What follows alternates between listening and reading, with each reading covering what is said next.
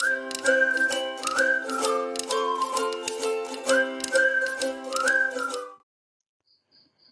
and welcome. Today, in this particular video, we are going to deal with the unit molecular basis of inheritance. Before going to molecular basis of inheritance, let's first know what inheritance is. Inheritance is the process of transfer of characters from one generation to another. Like if there is a mother and there is a father and then they are having a child, of course, when they have a child only we call them parents, right? So yeah, if there are parents like a mother and a father, and then this child will be having the biological characters like the color or the eye size or eye color or anything, any biological characters. It will be a mixture of his both parents, right? The characters that this child will be having will be a mixture of both his parents' characters, like what his mother and father holds as characters, that would be the character of the child. So this is how it works. So in this unit, we are going to deal with this particular term, molecular basis of this process. Like what all are the guys who are getting transferred from one generation to another? Someone is getting transferred, definitely. So who is the guy who is getting transferred, and how is it getting transferred, and how does it look over there in the chemical or molecular level? So you won't be studying much deeper part of the chemistry of it, but yeah, you will be learning a kind of small biology part of it and a little bit of biochemistry of it. So this is what we are going to deal in this particular unit. Kind of who is getting transferred from one generation to another, and what all are the activities which are involved when this characters are getting transferred from one generation to another. This is what we are going to study in this particular unit. So yeah, let's go to the next part. So over here, what we're going to learn is about the guy that I talked previous slide, that is the guy who's getting transferred from generation to generation. As you can see here, there is a mother and there is a father. Consider them as mother and father, all right? And then we have a small child, small baby.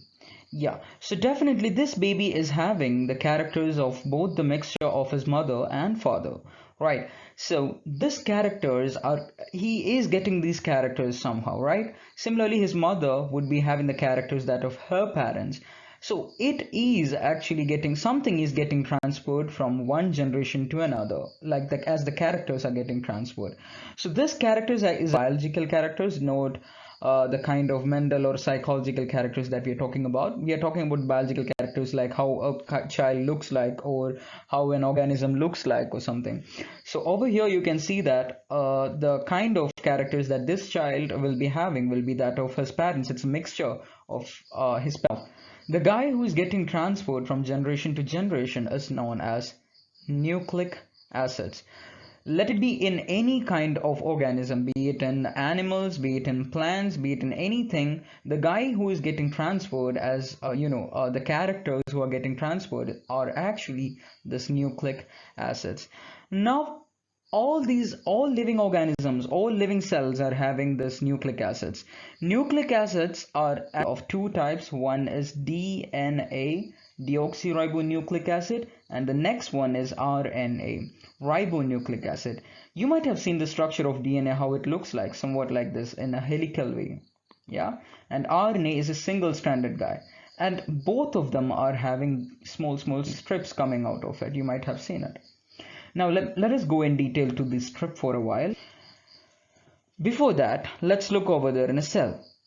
In a cell, you know that there is a nucleus, there is a cell membrane, then this nuclear membrane, cytoplasm, and also there are a lot of other people also, and one of those people is ribosome.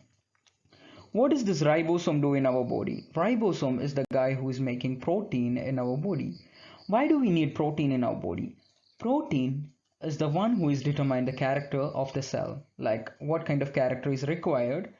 Like for example, if your cell is actually black in color, if your skin cell is black in color, it is because of the protein known as melanin. So similarly, if there is too much, your skin is for example, your skin is so soft or something, there is another protein which is for it. So if that particular protein is more, your skin will be more soft. If that particular protein is not there, then your skin won't be that soft. So as I said here, these proteins are the one who is determining the characters.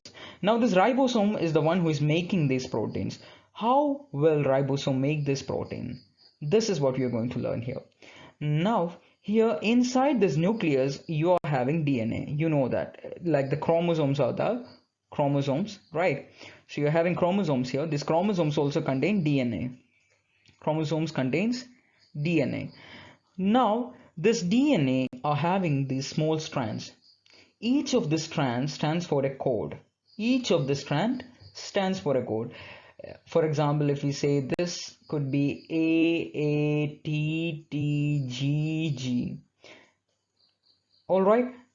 There can be any code, any number of codes. Like a DNA contains, it is made up of a lot of codes. So each part of a DNA, like there is a segment, there is a part of a DNA which codes for a single protein. Like one particular code, for example, this much might code for a single protein. Now this means maybe for example, we can take it as the protein known as melanin. All right, you're taking the protein melanin here. So this AATTGG means melanin, protein melanin. Now here, this particular part which codes for this particular part in a DNA which codes for a single protein is known as cistron. What do we call it? Cistron. Now cistron is made up of a lot of even smaller parts. You know what actually a protein is made up of. A protein is made up of amino acids. A lot of amino acids are there. Right. A protein is a mixture of lot of amino acids. Now, each part of a cistron, there are smaller parts, smaller parts in a cistron who codes for each and every single amino acid. The part inside a cistron who codes for a single amino acid is known as codon. What do we call them? Codon. So codon codes for a single amino acid and cistron codes for a protein.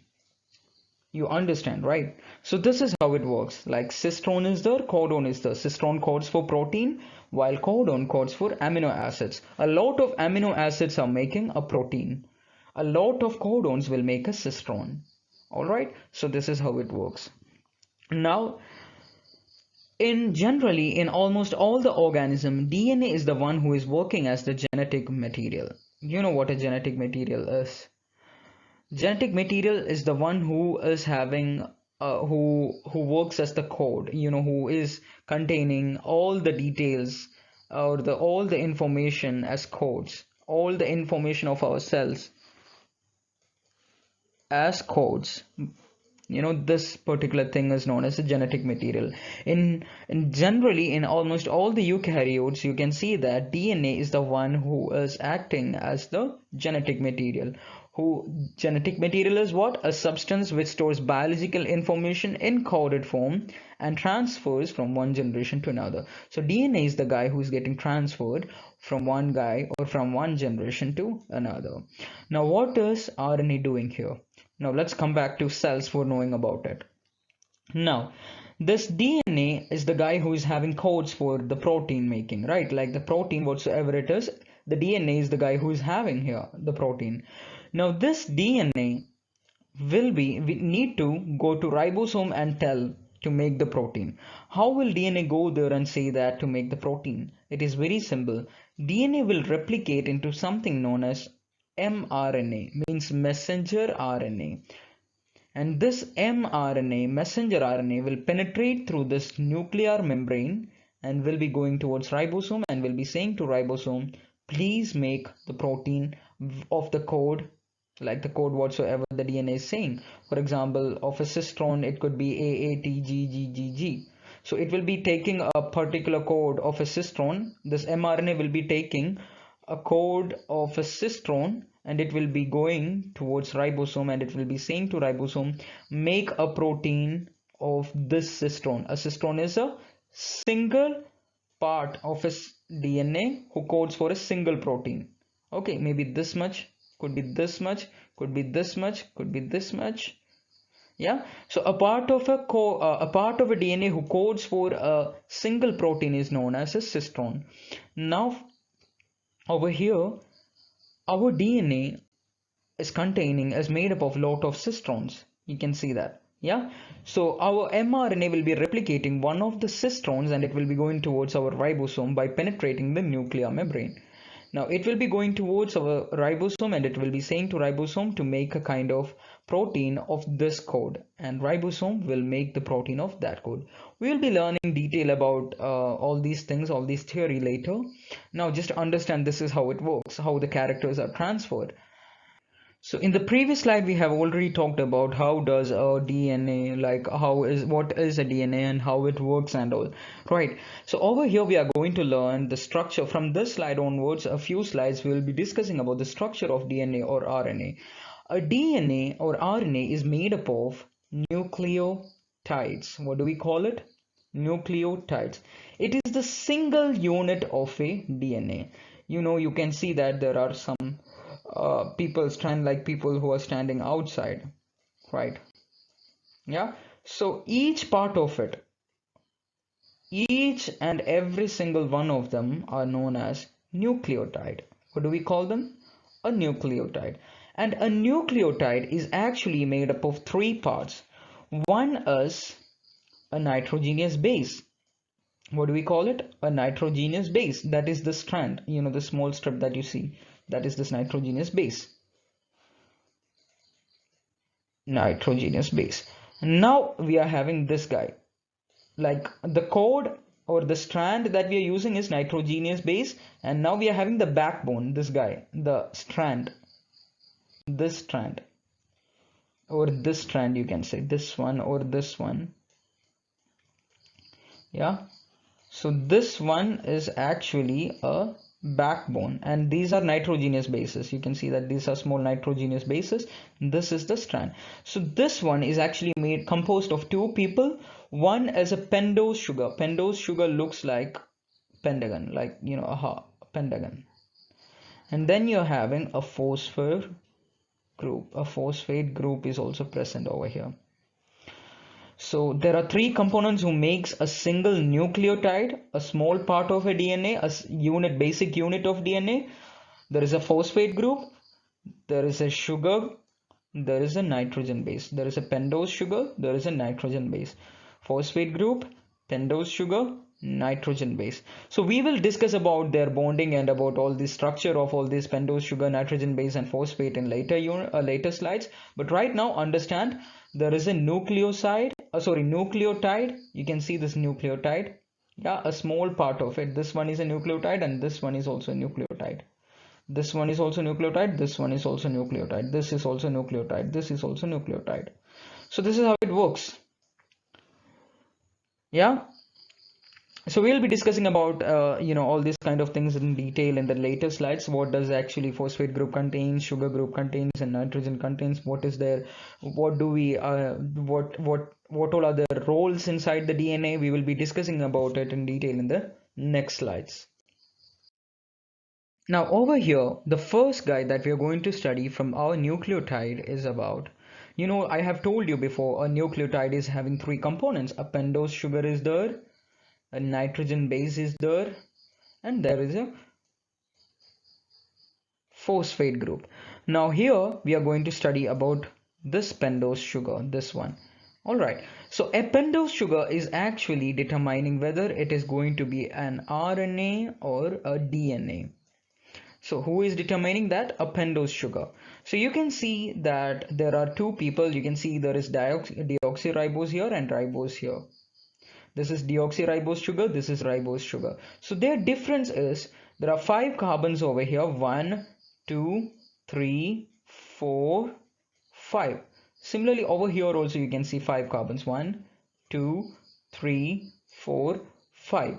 Now if you look over here in the second carbon, there is a hydrogen group over here, and here instead we have a OH group. In ribose we are having an OH group, while in deoxyribose we are having a hydrogen group. So as you can see over here, like this is the basic difference between deoxyribose and ribose, and this is how the structure of our pentose sugar looks like. So this is one of the main components of our DNA. See, this is how it looks like.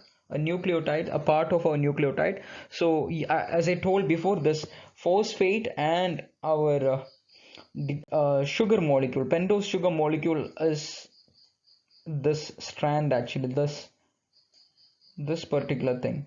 Then the strips are nitrogenous bases. I've told you before also, these strips are nitrogenous bases.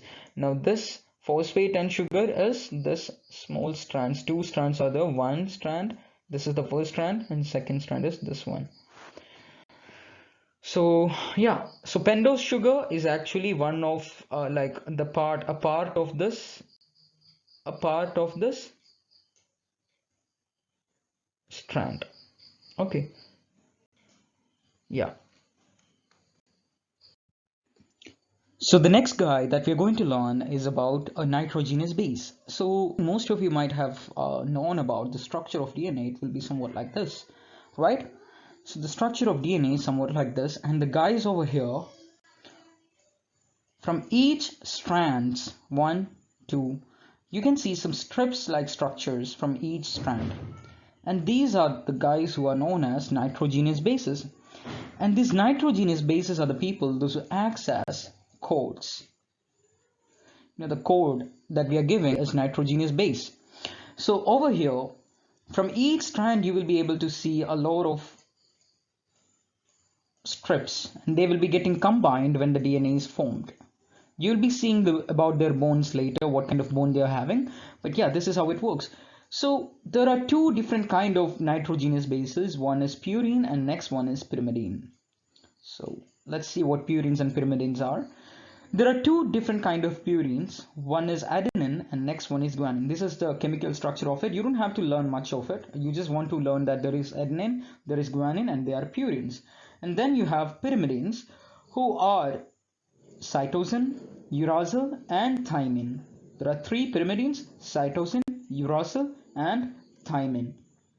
Out of these three pyrimidines, uracil is found only in RNAs, while thymine is found only in DNAs.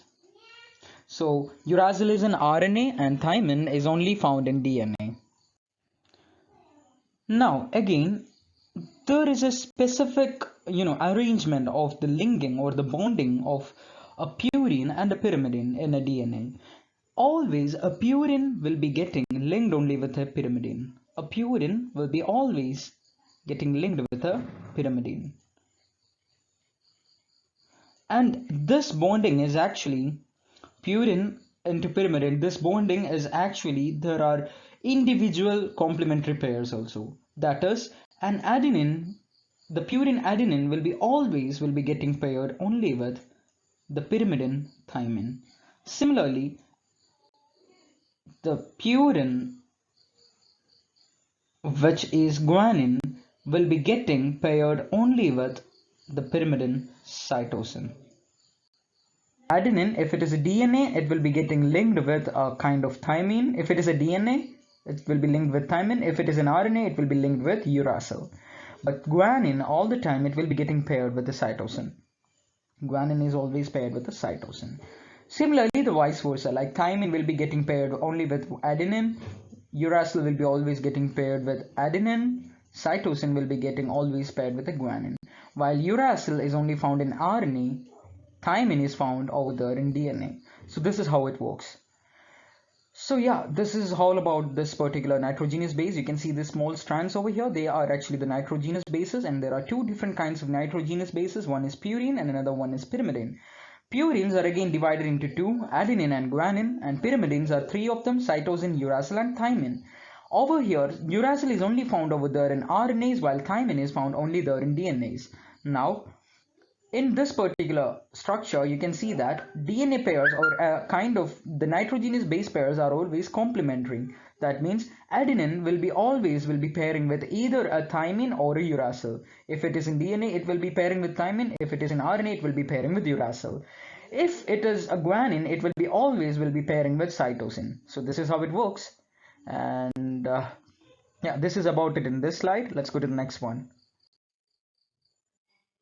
In phosphate, as you can see, so I told you if there is a pentose sugar, we know about this pentose sugar from the previous structure. So the pentose sugar we learned about this nitrogenous base guy. Next guy is phosphate. A phosphate is actually looking like, the phosphate group somewhat looks like this. See, the phosphate group is somewhat it will be looking like this over here. So this particular product or this particular group will be getting linked with this combination of pentose sugar and nitrogen base, and it will be forming a nucleotide. What do we call them?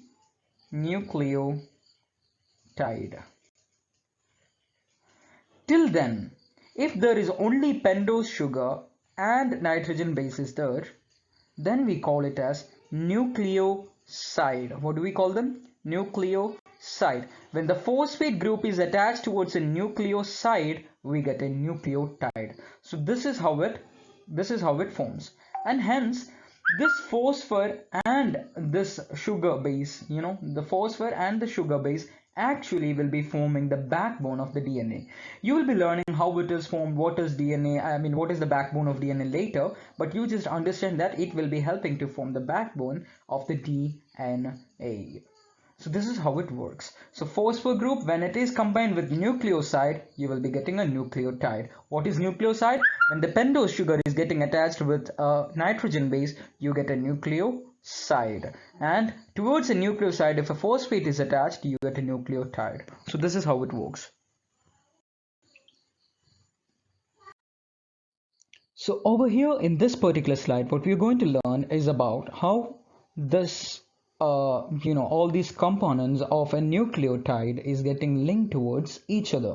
So we basically know that there are three components in a nucleotides, which is a pentose sugar over here on one side, and over there on the other side we are having a nitrogenous base, and we are having a phosphor group. So we'll be seeing how these kind of guys, this pentose sugar, phosphor, and this nitrogenous base is getting linked. It's very easy actually. You don't have to think much. You know that over here, if I am talking about over here in this particular pentose sugar itself, that it is having 5 carbons. First carbon, second carbon, third carbon, fourth carbon, and fifth carbon. So there are two nucleotides. One is sugar. There are two different nucleotides. DNA and RNA. So it actually is deoxyribose because it is having a hydrogen over here, and RNA we are having OH instead of this hydrogen, and it is known as ribose sugar, right? So over here towards in this particular structure we are having 1, 2, 3, 4, 5 carbons, and over there on the first carbon we will be attaching our nitrogenous base. So if you're looking the structure of a DNA, like it looks somewhat like this over here, yeah, so it pretty much looks like this, and this backbone, the strip you're talking, this particular strip is this nitrogenous base. So it is actually coming towards this side. So you can just imagine how does it actually will be looking like. So this part is this strand, this phosphor and this sugar is actually this strand, and this base, nitrogenous base, is this strips inside, which you can see like these strips getting linked towards each other. So these strips are different and these strands are different. So let me clear this one so that I'll be able to explain it once again. So there are 6 carbons over here. You can see that 5 carbons over here, 1, 2, 3, 4, 5, and towards the first carbon we will be linking our nitrogenous base, and this linking is actually a N-glycoside linking. What do we call them?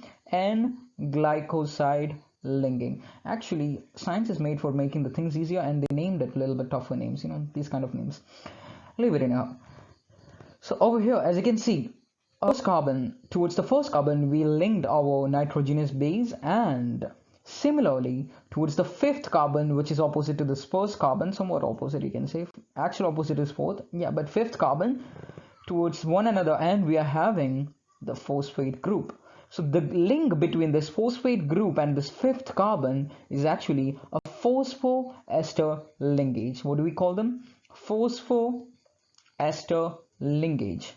So thus particular person, these two, this phosphoester linkage and the phosphate group and this sugar group, they are actually making these strands, this strand, and the strips which are coming out from them are the nitrogen bases, these nitrogen bases. So this is only one nucleotide, right? You just have only one nucleotide. You have many of them here, 1, 2, 3, 4, 5. And how are these nucleotides are getting linked towards each other? That is what we are going to study now. Over here, as you can see, wait a second, let me clear this. Yeah, as you can see, this phosphate and this sugar, this is linked to the 5th carbon. Similarly, from the 3rd carbon, this third OH group, from this third OH group, you will be creating a new link, and the phosphate group of another one, another nucleotide will be getting linked towards this 3' or third carbon of the first nucleotide. So this is one nucleotide and we are having a second nucleotide here. The phosphate group of the second nucleotide will be getting linked with the 3rd carbon of the first nucleotide. So this phosphate group is already linked with the 5th carbon of second nucleotide, right? Yeah. And again, and here we are having the nitrogen base of our second nucleotide. Yeah. And then we are having again another one over here. This 3rd carbon will be getting linked with whom? The 3rd nucleotide's phosphate, the phosphate of the 3rd nucleotide. This 3rd nucleotide will be having somewhat like this on the base. We are having a base here. So this is how it looks like. And if there are more strands, it will be this 3rd carbon will be again going on and going on and going on. And the final strand will be somewhat looking like this. See, if this is the final strand, this will be looking like this. We will be having a 3' end at one end. At the one part, we are having the 3' carbon.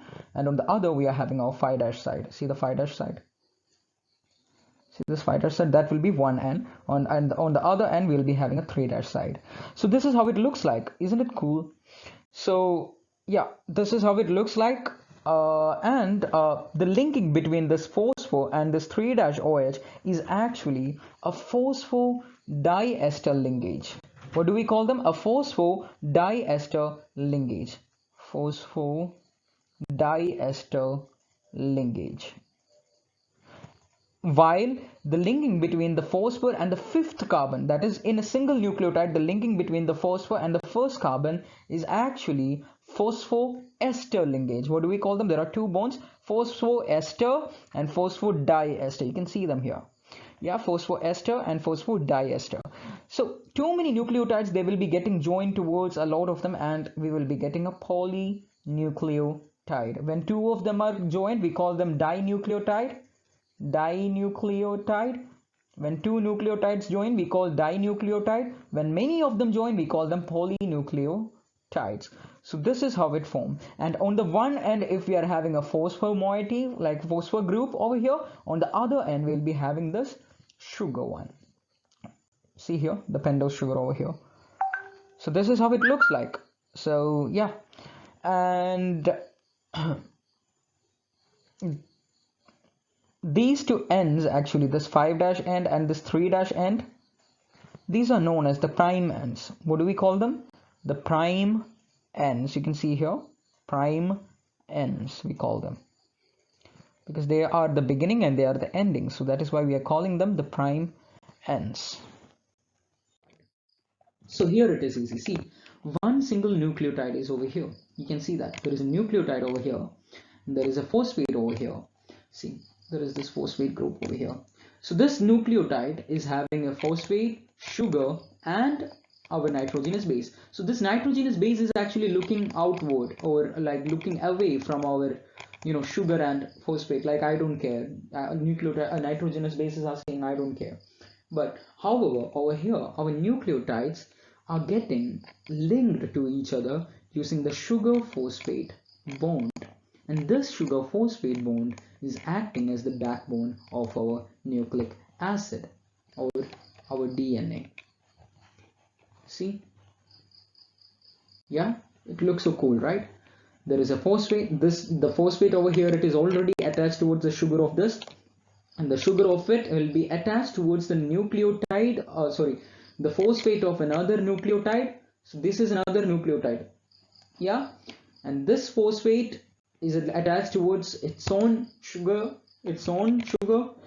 This sugar is attached towards phosphate of another nucleotide, and this phosphate is attached to its own sugar. Its own sugar is attached to its own another nucleotide's phosphate, and again this phosphate is attached towards its own sugar. Again this sugar is attached towards the phosphate of another nucleotide, and it will be going like that. And at last, when the DNA or nucleic acid is complete, you will be having a 3' side, because this carbon won't be having any phosphorus to link with. Alright, there is no phosphorus to link with, so obviously its end is 3'. So here it is 5', at one end it is 5', at another end it is 3'.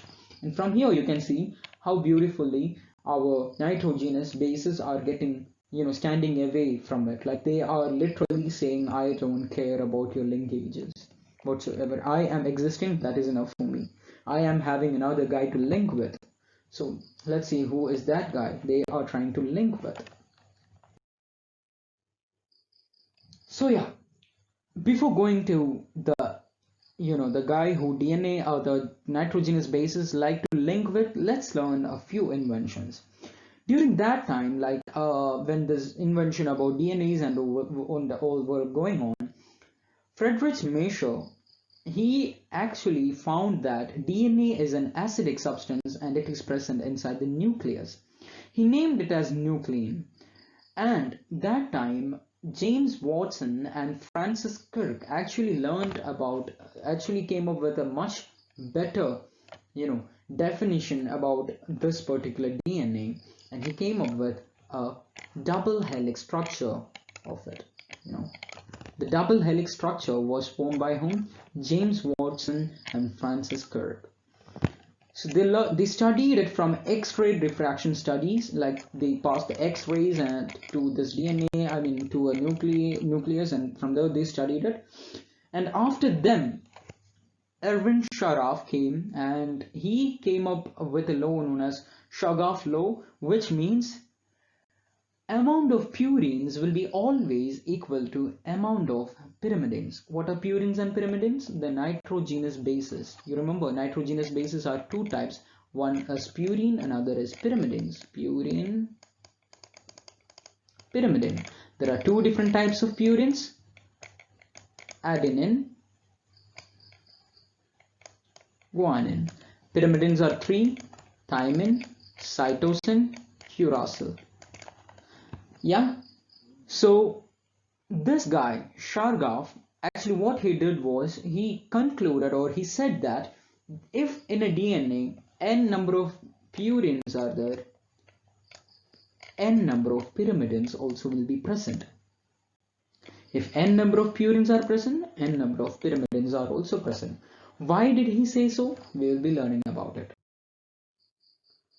So in the previous slide, we told that there are some differences, or there are no differences between number of purines and number of pyrimidines, right? So if that is, number of purines will be always equal to number of pyrimidines. This is what we said in the last slide. And why is it so? So for understanding that, first of all, let's understand the structure of DNA for a while. So this is how this DNA looks like, right? Somewhat like this. So you know that it is having, like, from each of these strands, one nitrogenous base will be coming and they will be getting paired. Yeah, so this is how it looks like. This pairing happens in a proper way. An adenine will be always will be getting paired only with thymine. Similarly, a thymine will be getting paired with an adenine. So is guanine with cytosine. You cannot consider guanine getting paired with thymine or adenine, but guanine will be only paired with cytosine. Similarly, cytosine will be only paired with guanine. So adenine and thymine are complementary pairs, and similarly cytosine and guanine are complementary pairs. Now you can see that over here the bond between guanine and cytosine are represented by 3 dots, while here you can see both of them are three dots, While in thymine and adenine, you can see that the dotted lines, there are only two of them. So what exactly is happening over here is the bonding between them is hydrogen bonding. The bonding between a purine and a pyrimidine is hydrogen bonding. A purine and pyrimidine will be always getting linked, and the bond between them, like the complementary pairs, adenine is the purine and thymine is the pyrimidine. Similarly, guanine is the purine and cytosine is the pyrimidine. And when they are getting bonded, the bond formed is hydrogen bonding. All right. Now, between adenine and thymine, there are two hydrogen bonds. Like you can see in both of these places, you can see them. There are two hydrogen bonds. But in between guanine and cytosine, or cytosine and guanine, there are three hydrogen bonds. So this is how it works. Like there are two hydrogen bonds between adenine and thymine, or thymine and adenine, and guanine and cytosine are having their bond is actually, there are three bonds, or a triple hydrogen bond. So this is how it looks like. Now consider that just a second, let me clear this. Yeah, consider that over here, if there is one purine over here, definitely if there is one purine, its complementary pyrimidine will be there on the other side, right? If there is one purine on one side, its complementary pyrimidine will be there on the other side. Similarly, if pyrimidine is on this side, you can see that a purine will be on the other side. So if there is a purine, there is definitely a pyrimidine present over there in a DNA. So that is why we say that number of purines will be always equal to number of pyrimidines. The reason is, if there is a single purine, a single pyrimidine will be also present. If there are two purines, two pyrimidines will be also present. If there are three pyrimidines, there will be three purines present over there in the same DNA. So that is why we are saying that the number of purines will be always equal to number of pyrimidines. Now again, if you look over here in this strand, in this particular strand, you can see that just a second. Yeah, so you can see that if you know one single particular strand's sequence, if you know the sequence of this strand, like for example, A is there, T is there, G is there, C is there. So if you know A, T, G, C, which is of one strand, you can easily predict the sequence of the next strand. So it will be T here, it will be A here, it will be C here, it will be G here. So if you know the sequence of one strand, you can easily predict the sequence of another strand. Right, so this particular thing is used over there when we are replicating the DNA and all. If you want to make a duplicate DNA and all, this particular sequence or this particular method is used. These two people will be acting as parent strands, and the people, those who are born from it, these two people are known as parent strands. Those who are used as a template for producing the daughter strands, and the people, those who are produced, the DNA, those who are produced from these parent strands are known as daughter strands. What do we call them? Daughter strands. The strands which are produced by using parent strands as DNA template are known as daughter strands. So yeah, this is how it looks like. Over here in this slide, what we are going to learn is about how we are going to calculate the length of DNA. The length of DNA is calculated on the basis of the number of nucleotides present in it. For example, if a DNA is having, for example, this is how a DNA looks like, yeah, somewhat like this. So if a DNA is having 1, 2, 3, 4, 5, 6, 7, 8, 9, 10, 11, 12, 13, 14, 15, 16, 17, 18, 19, 20, 21, 22, 23, 24 nucleotides, then we call the length of the DNA as 24 BP, means base pairs. Like you know that there are 24 nitrogen bases here, right? Yeah, so 24 base pairs. Why we are calling them on by counting the nitrogen bases over here? We can also count the nitrogen bases also, because number of nucleotides will be equal to number of base pairs, right? Number of nucleotides will be equal to number of base pairs. The reason is that in each nucleotide, one nucleotide looks like this somewhat.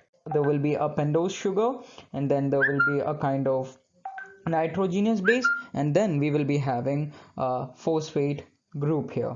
So this is how it looks like. There is phosphate group, we will be having a pentose sugar, and then we will be having this base, right? So this nitrogen base, if we start to count the nitrogen bases over there in the DNA strand, we will be getting the number of nucleotides present, right? Because number of bases will be equal to number of nucleotides, as in each nucleotide there will be one base present though. So this is how it looks like.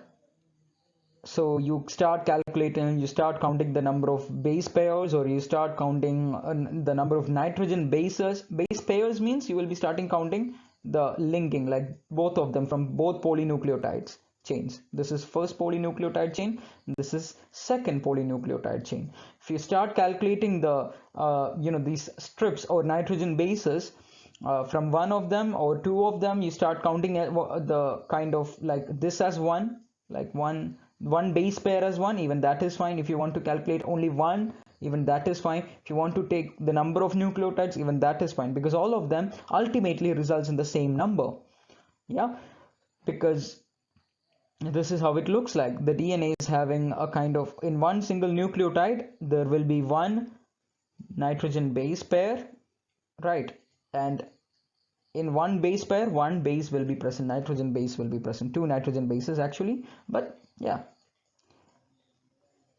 each base pairs will be having, see, this is how it looks like.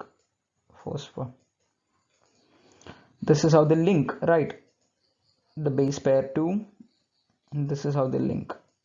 Yeah, so if you count the number of this base pairs in a DNA, it is fine. If you start counting the number of base pairs, it is fine. If you start counting the number of bases, nitrogen bases, even that is the same number of base pairs. If you start counting the number of nitrogen the nucleotides, even that is fine. So all of them results in the length of the DNA as same number. They ultimately they will be resulting in the same number. So here you can see some of the examples given over here. You can see that. Yeah, so there is a bacteriophage 5. It's a bacteria, and the DNA, the length of the DNA of it is 5386 nucleotides are present in it, or 5386 nucleotides, or what can we say? We can say 5806 nitrogen bases are present in it alone, nitrogen bases in one strand, or 5386 nitrogen base pairing or base pairings are there. So generally for denoting it, the unit that we use is base pairing, BP we call it. So 5386 BP base pairs are present, right? So then we are having lambda here. Lambda is another bacteriophage, and it is having 48,502 nucleotides or nitrogenous bases in one strand, or base pairs present in that DNA. And then we are having human DNA. You can see that 3.3 into 10 raised to 9 base pairs are present in it, which means like it's just like generally human DNA, they say that you can, it's of meters, meters long it is, but since it is very thin or very small in structure, it is having a different sort of packing. The DNA is packed in a different way that you will be learning in the few later slides. Yeah, so this is how it looks like. The long, or this meters and meters long DNA is packed inside our nucleus because of its thin structure, and this packing you will be learning in the later slides. So yeah, 3.3 into 10 raised to 9 is the number of base pairs which are present over there in the human DNA. So in this particular slide, or from this particular slide, we are going to learn about salient features of DNA. You know that there are 5 main features of DNA that we will be learning in this particular chapter. So we will be discussing each one of them one by one. So the first salient feature is that there are 2 polynucleotide chains in a DNA. You can see that it is made up of one two polynucleotide chains here. You can see them, right? So two polynucleotide chains, and the backbone of this polynucleotide chain is a sugar phosphate bond. You can see that there is a sugar and then there is a phosphate, then there is a phosphate, then there is a sugar. So they all are linked to each other. So this sugar phosphate linkage is the one who is bonding and acting as a backbone for this DNA. So if this is a DNA, I've told you before also, if this is a DNA, this strand is actually this sugar and phosphate, and the nitrogenous bases are the people, those who are looking inward towards a DNA. So yeah, there are two polynucleotide chains. You can see that, yeah, there are two polynucleotide chains, and the sugar phosphate will be acting as what?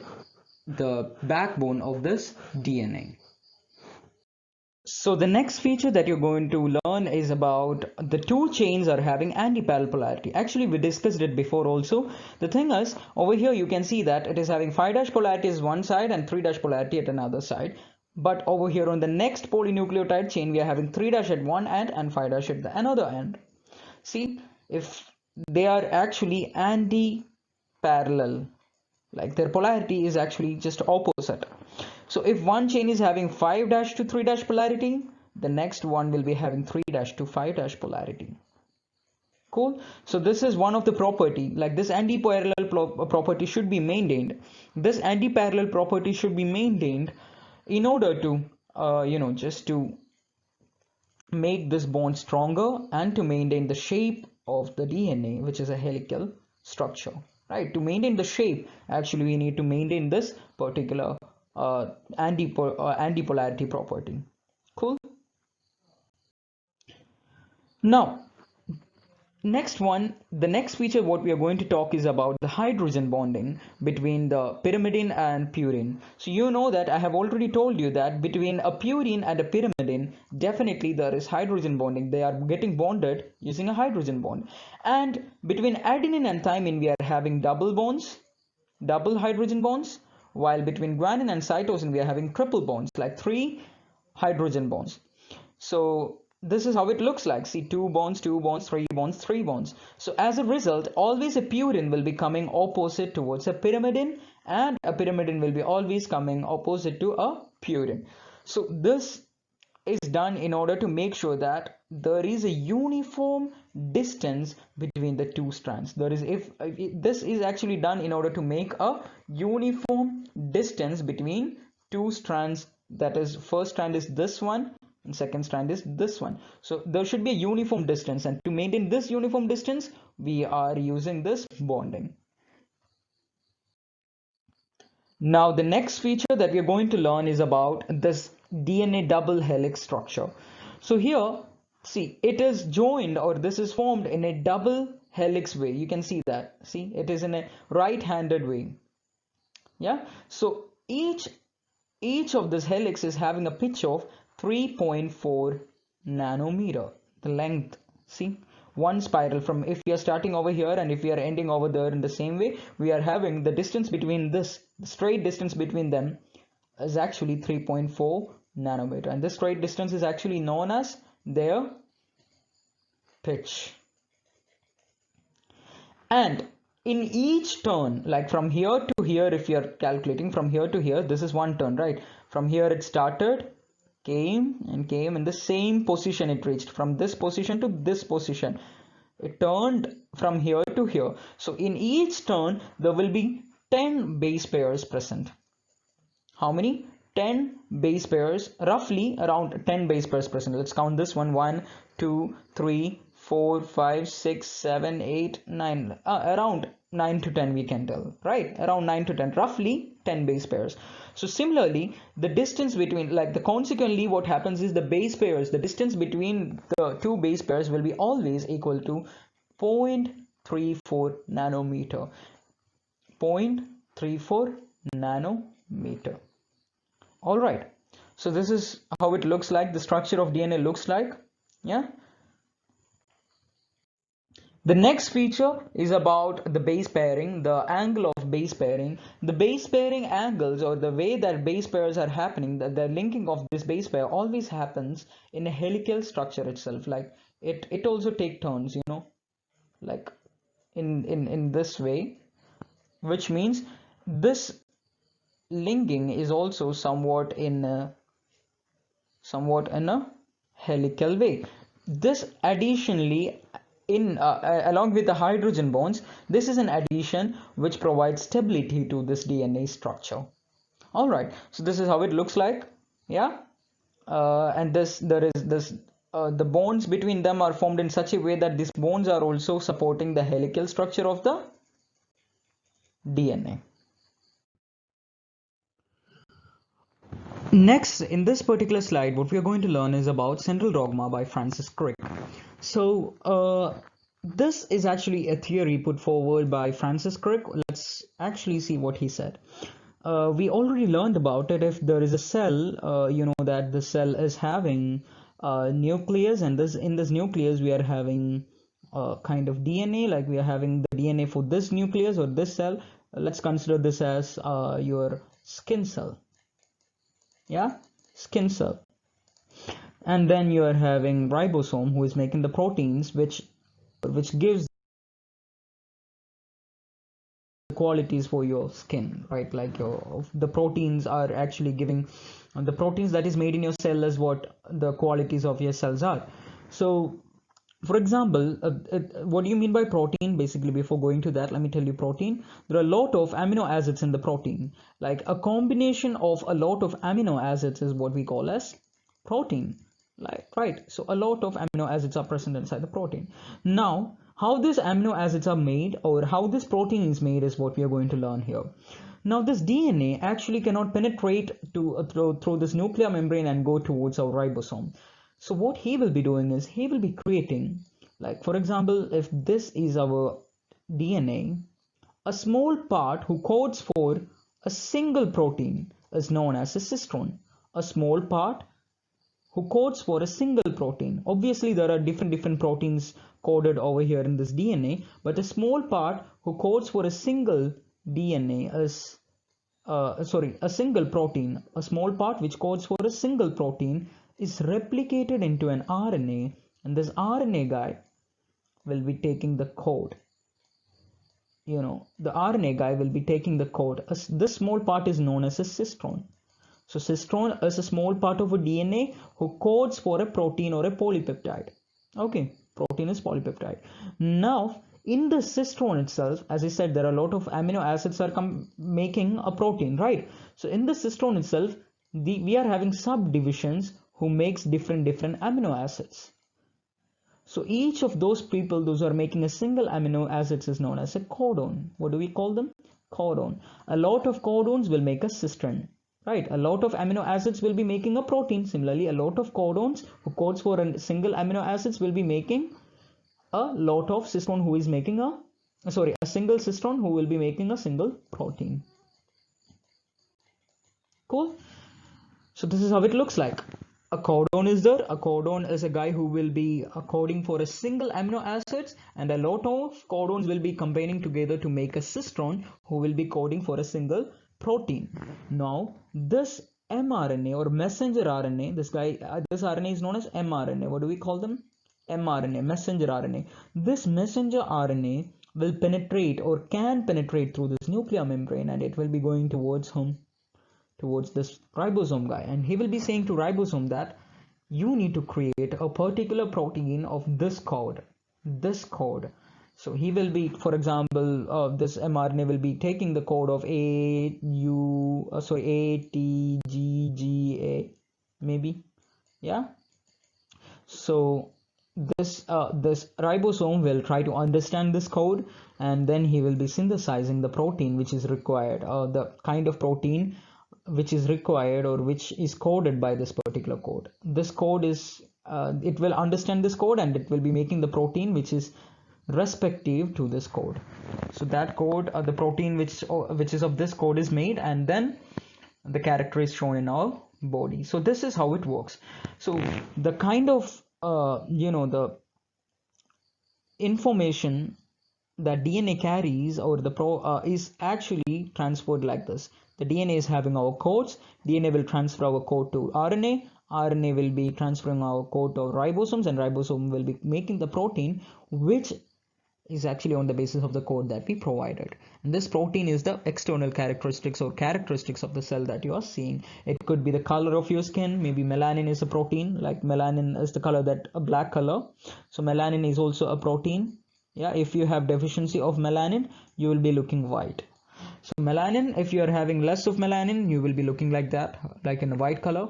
If you are having a kind of lot of moisturizer, then you have another protein, like different proteins will be made. So it depends upon the DNA codes that it carries.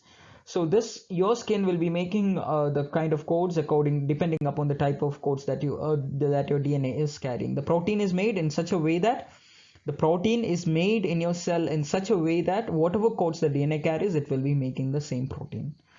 So no matter whatever cream you apply or whatsoever you apply, your skin will be like that normally. Like whatsoever it is, your DNA is like that, so you will be like that. No matter what, your character is like that. Cool. So this particular theory is known as central dogma, and this was invented by this was put forward by Francis Crick. All right.